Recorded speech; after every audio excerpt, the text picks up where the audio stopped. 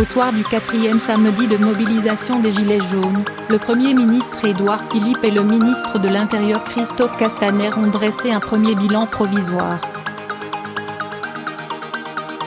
Les cortèges ont rassemblé plus de 125 000 personnes, et se sont déroulés généralement dans le calme, des heurts survenant en marge des rassemblements dans les grandes villes. Le gouvernement s'est félicité de l'efficacité de la stratégie des forces de l'ordre qui a permis de contenir les violences. Quelques 125 000 manifestants ont défilé en France samedi, leur 4e grande journée de mobilisation des Gilets jaunes, a déclaré le ministre de l'Intérieur Christophe Castaner, qui a aussi annoncé 1385 interpellations. Il y a eu 1385 interpellations, à l'heure où je vous parle, et ce chiffre va encore progresser. Il y a eu 975 gardes à vue et ce chiffre va encore progresser, a déclaré le ministre depuis la place Beauvau. C'est un niveau exceptionnel, a-t-il ajouté. Dispositif policier mobile. Un point d'arrêt a été mis à l'escalade de la violence.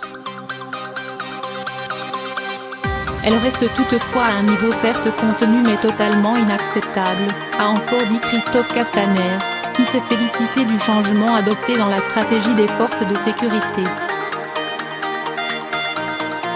Ce dispositif fondé sur la mobilité, la réactivité, a permis de briser la dynamique des casseurs, a-t-il dit.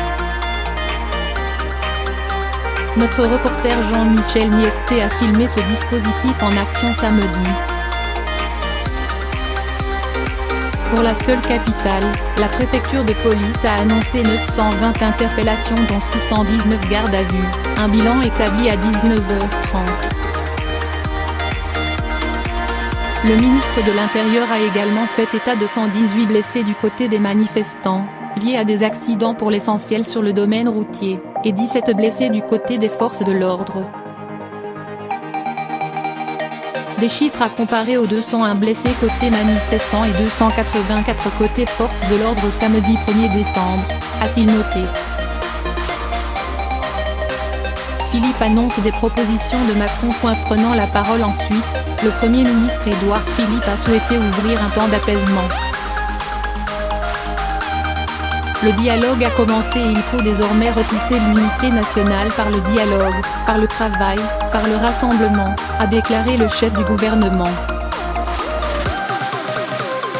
Le président de la République s'exprimera. Il lui appartiendra de proposer les mesures qui viendront nourrir ce dialogue et qui permettront, je l'espère, à l'ensemble de la nation française de se retrouver et d'être à la hauteur des enjeux qui sont déjà là et qui vont continuer à se poser dans les années qui viennent, a-t-il ajouté, sans davantage de précision.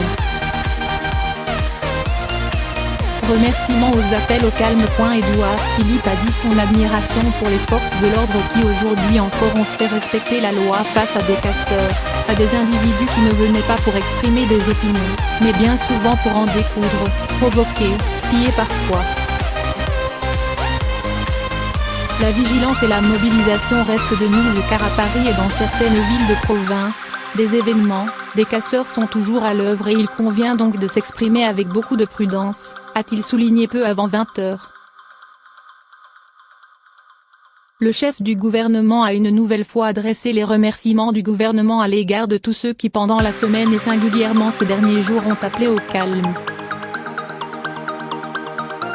Les responsables politiques, syndicaux, associatifs, qui ont formulé ces appels au calme sonore, a-t-il insisté.